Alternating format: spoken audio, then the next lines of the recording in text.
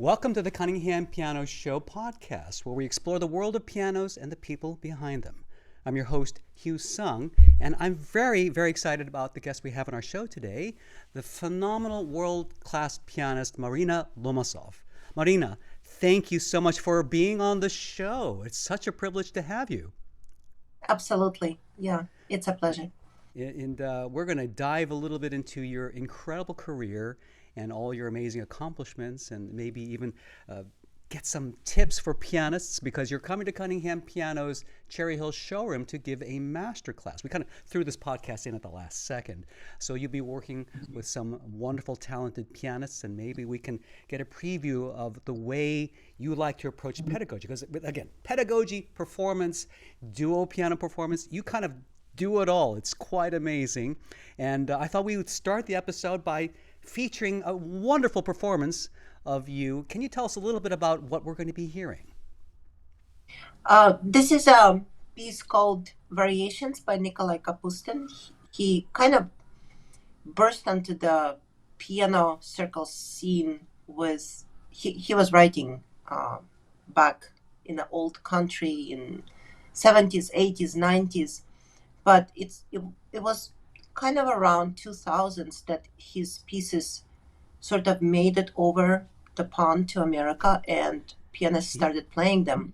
He's kind of known as the Gershwin of Russia, Basically, is that right? Yeah. Mm-hmm. absolutely, yeah. He does these written out jazz improvisations that sound incredibly cool and very pianistic and not difficult. I mean, not easy, but not too difficult. It They fits sound the more hand, difficult. right? It fits the hand well. Right. It fits the hand well, which is Yeah. what pianists love. And And so this is one of my favorite pieces.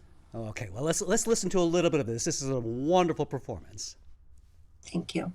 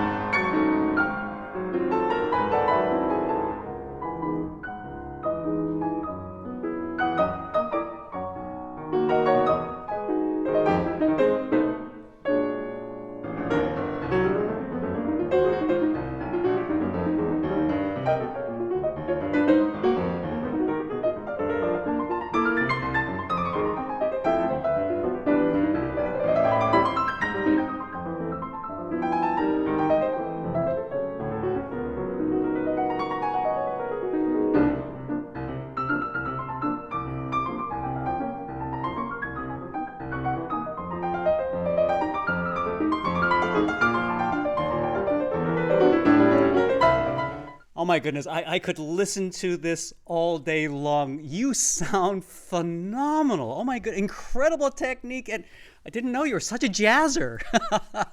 I didn't either. It took me a Wow. few years to figure it out, like Yeah. exactly how to handle that style. Interesting. You sound like a natural. What were some of the ways that you were able to kind Thank you. of, That's a great compliment. yeah, well, I think many times musicians are like actors, and people don't realize it Hmm. is like method acting.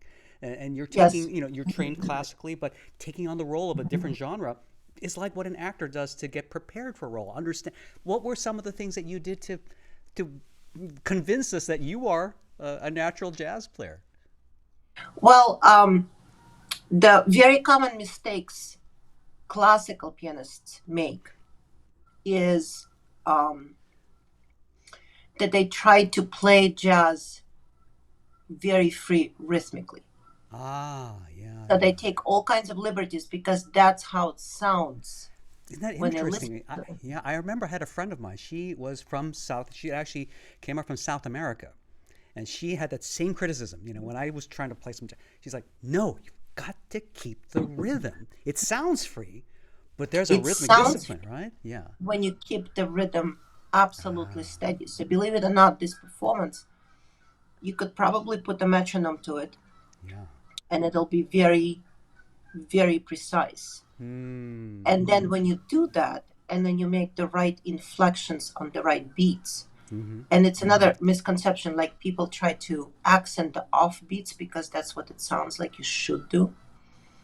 But you shouldn't. They'll just accent themselves. Mm-hmm. So basically my advice is to play the music exactly as written. Isn't it an advice for all music? And Interesting. um, Yeah. and try to shape the line, try to Mm-hmm. shape the phrase exactly like you would in a classical performance. It's a 4 bar phrase, Mm-hmm. and Mm-hmm. look for cadential points, listen for resolutions, all the things you would do in Beethoven sonata. Now, what's interesting is that you and Kapustin are both from Ukraine. You were both kind of, Yeah, comrades from the same yeah. region. He Yeah. was he was born in Gorilka, Uh-huh. the And, village. and I understand you emigrated here when you were about 18 years old or so, right? Yes, that's right. Yeah, we Wow. immigrated to this country with my parents Mm-hmm. right before Soviet Union broke down. Wow. Wow. In Wow. a way, it was a lucky Yeah. escape. Oh my goodness. Yeah. Yeah, Um, yeah. yeah. We missed quite a bad decade if we stayed there. Yeah. And certainly a very, very troubling present too. I mean, so Uh, yeah, it's just yeah, heartbreaking. Absolutely. Are you in touch with any of the musicians? I'm sure you must have family there, but yeah. any I do have any family there. yeah, I'm in yeah, touch with them. They're yeah. doing okay under the circumstances. They Mm. live in Kiev, Oh boy. and Okay. you know, people life goes on even during the war. So Unbelievable. um, Oh, it's and hard yeah, to think about it.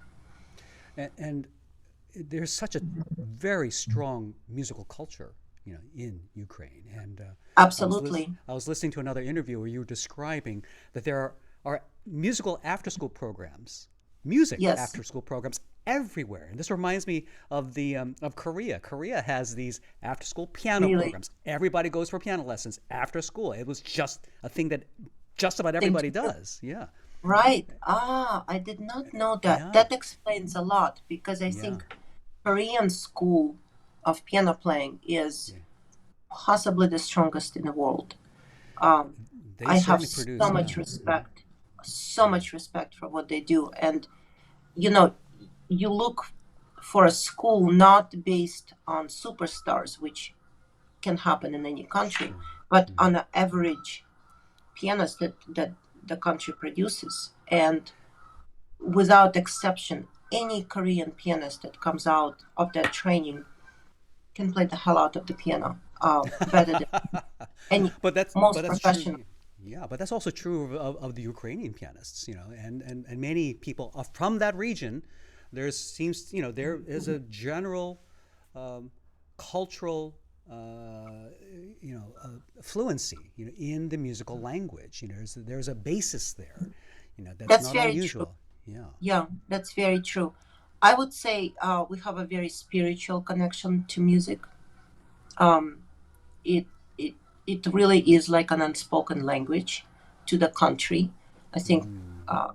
I can talk for aesthetics, um, to say that people go to the concerts truly for to feel spiritually uplifted and Mm-hmm. Mm-hmm. to have um, to be in communications with something that they don't have in their regular life, and they go to concerts to seek that. And so the culture of concert going is very strong there, and And people it's not just a really commercial venture. It as you were no describing it. Yes, it's just yeah. regular concert. People just go. This is, like you said, it's just a thing to do. Mm-hmm. Mm-hmm. Like in Korea you have after school piano programs. It's just what you do.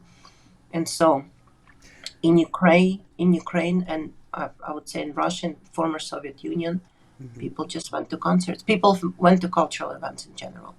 So this Mm-hmm. the uh, uh, culture as a fabric of life is Yes. very strong there. And it just reminds us of what makes us human, right? Yeah, Lifting up that's just very beyond the true. normal Mhm. material life and reminding music gives us that language that transcends words and The transcends greatness of human meaning. Yeah, spirit, yeah, yeah. it's most palpable. And I sense that when I hear your teaching. I was watching one of your you have a wonderful lesson on tips of learning Chopin etudes. And you just, it's one, it starts a very catchy little title, right? But you really delve into some of the core fundamentals, not just of the technique, but really of the musicianship. And that seems to infuse your teaching in general. So I'm wondering if you could take a few moments to tell us a little bit about, especially for the folks who are going to be attending your masterclass at Cunningham Piano, tell us a little bit about your approach to pedagogy because you've been involved not only with tone bass, but you've also are part of you are the artistic director and founders of the Vivace Music Foundation in Wilmington, North Carolina, a wonderful summer festival. You've also been involved with the National Foundation of the Arts. So you have had a very active role in educating the next generation and providing educational opportunities for so many wonderful musicians. I'm wondering if you can share a little bit about your approach, your particular approach to piano pedagogy. Thank you, that's so nice of you to say. I guess I've always felt very strongly that my destiny was to pass on the knowledge that I have, and I feel so much in debt to my own teachers. I think of them every day. My very first teacher, Leonid Lazarevich von Diller, who gave me so much. My subsequent teachers, Valery Sagaidachny in Conservatory in Kiev, and then Barry Snyder at Eastman School of Music, and Jerome Lowenthal at Juilliard, and then my last teacher, my beloved mentor, Miss Natalia Antonova. Um, I can recall the lessons I have with them and the wisdom that they passed on to me. And I just feel very strongly that ours is a very special oral tradition that cannot be taught other than one on one over many years. And people don't realize how difficult it is to bring just one pianist into the world. One person who can play the piano well takes a village. And I just, I'm grateful to have my little part in that great chain of piano tradition that really comes down. You know how every pianist likes to trace their lineage back to Liszt or Beethoven, and I feel very strongly connected to these giants that gave us this incredible repertoire. So I, I don't have a method necessarily. I teach a person. I try to assess and figure out where somebody is and what they need right Hmm. now, Mm-hmm. and what they would need in 2 months term, and what they would need in 5 years to sound good. And I try to just tell them the right stuff right now to set them on that path. And sometimes it's very difficult to know what to say and what not to say at the moment, because you can say a lot of things, but they may not be ready to hear it right now. So, yeah. As you were implying, I mean, there is that deep, deep personal connection between master and student. I mean, it's funny, we have in our pop culture, we see Star Wars and the master and the Padawan, and it's nothing to I not to feel make very light of that, but no, it's it's not light. I mean, it, Jedi is the yeah, master, Jedi and master, right? that spiritual connection And even though that's a is kind of a pop unbreakable. culture, yes, that pop Yeah, culture reference, actually, this is real life in the music world. We very much feel this very powerful connection, student and teacher, master and student, and that bond that's more than just the lesson. It's yeah, it's a spiritual bond. It is an emotional bond. And absolutely, our teachers, I think of my teachers, Eleanor Sokoloff, George Bollett, they were like parents to me. I felt like absolutely. I Yeah, felt like mine too. their son. Yeah, yeah. It's Yes, amazing. yes. It is amazing, but how many professions do you know where you see somebody one on one, week in and week out, for many, many years? And so Yeah, you get to know that person, you get to know all their vulnerabilities because you can't hide in music. So you really know them and they really know you. And you build that trust, because without trust, there is no learning. right. Yeah. Um, I'm wondering if you, yeah, very it's special. a very powerful bond. I'm wondering if we could speak a little bit. Maybe this is going a little off topic, but you're coming to teach a master class. From some very wonderful students, and yet on the other side of things, I think there are other folks who might say, well, why should I dedicate so many years of my life to something that I don't even know if I'm going to be successful at? Being a musician is a challenging field. Why should I throw away 10, 15? It's actually interesting, pianists, we have more years of trainings than medical doctors do, right? And if you count the years that we Absolutely. spend in our training, it's Absolutely. more than doctors, lawyers, right? It is the Yep. most intense training. Why Virtually should anybody. yeah, yeah. Yeah. So let's say we're coming across a young student. Why should they dedicate their life if they don't even know if it's going to succeed for them? Can you speak to that a little bit? Well, it's a very interesting question. And um, I would never think of years spending with music as throwing your time I away, I agree. ever. Yeah. So, and what is success? I mean, it really depends on how you define what you want to accomplish at the piano. I don't necessarily think you have to be a concert pianist in order to really enjoy Mm-hmm. playing music and feeling connected to the instrument and feeling connected to the music and doing it because it enriches your world. Right. Whether it, what road your lessons will take, yes, only time will tell and you will know. And for those who want to do it professionally, for the most part, I see them, I get an, I, I teach these kids who want to do it professionally. And Mm-hmm. for the most part, they just can't not do it. Yeah. Right. That's as simple as that. And that happens in every profession. You feel very strongly connected to something. And in case of music, it really truly is. They can't not do it It's like because breathing or eating. music, They can't survive without it. they can't survive without it. And if you become, if you have another profession, you may do it because of various reasons, and you have your hobbies on the side, you have a rich personal life. Maybe you don't love it, but you do it, you're good at it, and then you do something else. In case of music, it brings its own rewards. They're not monetary rewards, sometimes. Although, I mean, actually, musicians do just fine. Actually, I find that the ones that stick with it, Yeah. we do okay. People will always want to teach their kids music, and so and it's a decent living. And then and you work with kids, and you um, get paid to do what you love. It's not a bad life, actually. But it is a long road, and it's a long training. And those who embark on it, I say, good luck to you. I'm there for you. I'm rooting for you. For Hmm. those who do it for a little while and then have long life appreciation of music, Yeah. you know, music literacy is very important. It I Absolutely. think Yeah. engages parts of the brain that maybe other endeavors don't. And again, just speaking to the deeper meaning of why we are here. You know, we work to live, and then we live to what's the reason for living? It's for music. Music gives us that reason to live, right? The arts and the appreciation for what is Yeah, like beautiful. Yeah. Hmm. exactly.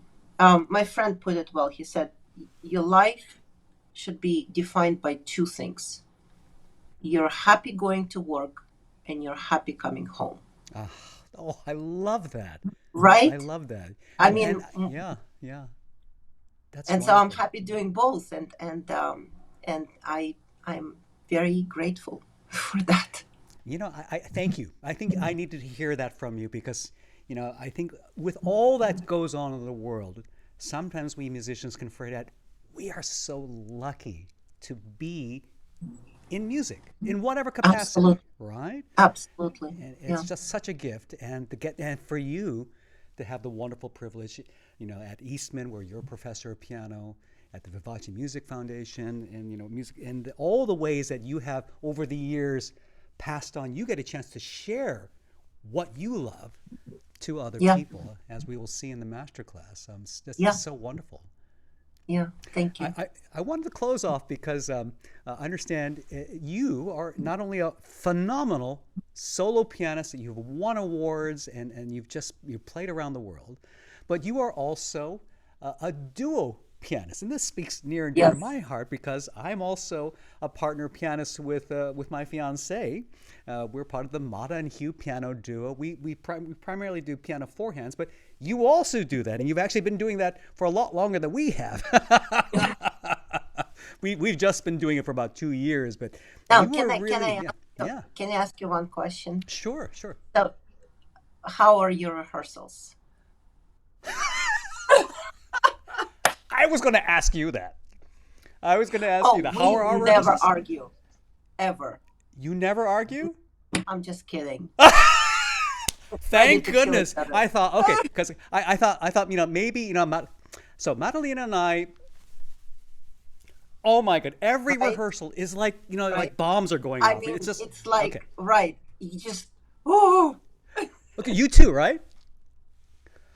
I'm so glad to hear that. I thought maybe we were just, maybe we were just dysfunctional. No, you're normal. You're Okay. normal. The ones that don't fight, I feel very suspicious about. I was just speaking with somebody else, and he was telling me that he comes from a family of very famous string players, and many of them had been in the Philadelphia Orchestra. In fact, there were four brothers, and they played together as the Di Pasquale String Quartet. Mm. And he also shared that. And I asked him, well, what were the rehearsals like? Oh, and I think because Madalena and I we love our music and we have very different points of view. It's like we both care too much about it, so we end up fighting and screaming and argument. Somehow we work it through, but it's not easy. So you are It's not actually easy. a duo partner with your husband, right? This is Yes, your husband, yes, Joseph Rackers. yes. I'm just He's also were you? Yeah. professor at the Eastman School of Music. Ah, wonderful, wonderful. So, how did you both meet, and how did you start your piano duo? Well, we met at the Eastman School of Music. We were both graduate students there Oh, in wonderful. class of Natalia Antonova.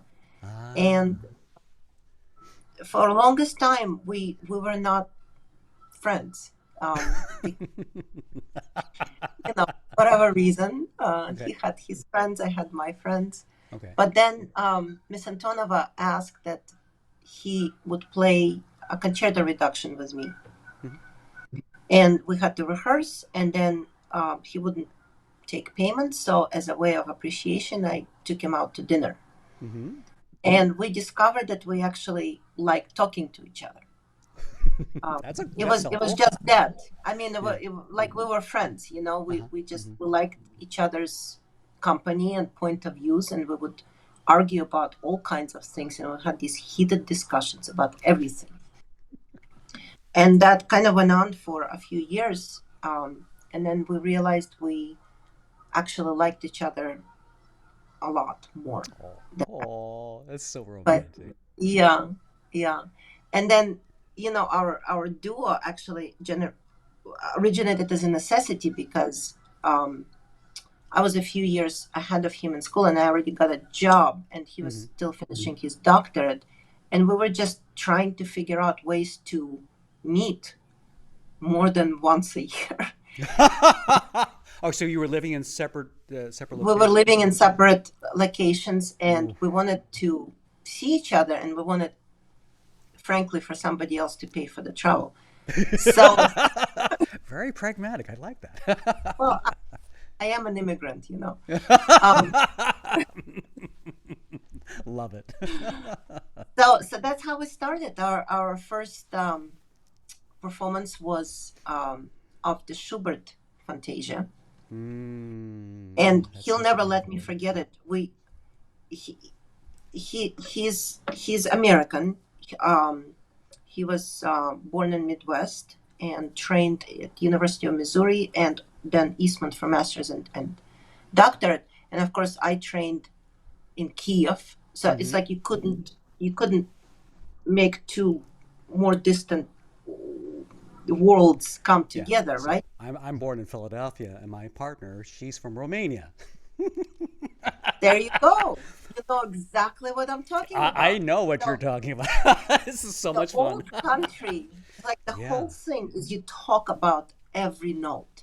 You Oh, where you yes. place this note, how you do this timing. And Joe's more like, well, let's just play it and feel it in That's one. me. I mean, I need to meet your husband. I like your husband. I think you and you make an excellent duo. Yeah, that's me. Like, let's just play it through. We don't, Let's and just play it through and And see. Madalina's like, And no, no, so we have to analyze we every note, everything. analyze and stop. Yeah, and he just cannot stand it. So our first rehearsal, we played through the first phrase, that first famous phrase, Yeah. and then I stopped, and then I turned to him. And according to him, I said, "Do you plan to play it like that for performance?" Oh my goodness, you and Madalina would just get together like peas in a pod. This is great. I love this. Here, I have a deal. Maybe you and Madalina play a duo, and then me and Joseph will get together and we'll play our duo. How about that? I have a feeling you think your duet will win. The way you just said it, we'll play our duet. And I have a feeling it will because over the years, Joe actually won me over to his side. Interesting. Um, I'm kidding, of course, but about all of this. But Sure. in all seriousness, his way of playing through and feeling the pulse is the right way to approach piano duo. I'm completely convinced of it. I'm won over. So now we don't even talk. We just put the Interesting. metronome on and we let it speak. But I think I'm going to speak because the things that I'm learning through my arguments with Madalina is, again, this attention, this wonderful attention to detail on a level that, frankly, I just kind of took for granted. But she doesn't. And she forces me to think, well, why do I do what I'm doing? So Right. I'm going to say that, her approach has influenced me for the better in many, many ways. Hmm. I'm very grateful. Hmm. We still fight about it, but it has, again, it's that wonderful mix of Mix. different approaches. Yeah, yeah. Yeah. Yeah. You're right. Well, it's so fascinating. Well, Marina, thank you. Thank you so much for a wonderful conversation and It's your a wonderful pleasure. playing. Absolutely. And boy, we are so excited to have you at our masterclass at Cunningham Piano. And we hope you'll come back for not only master classes, but hopefully one of these days come back and give us an in-store performance. And maybe you and your husband can join. That would be even more awesome. That would be great. That would be awesome. right? Yes. Marina, again, for the Cunningham Piano Show, I'm Hugh Sung. Marina, thank you so much for being with us, and we'll see you all next time.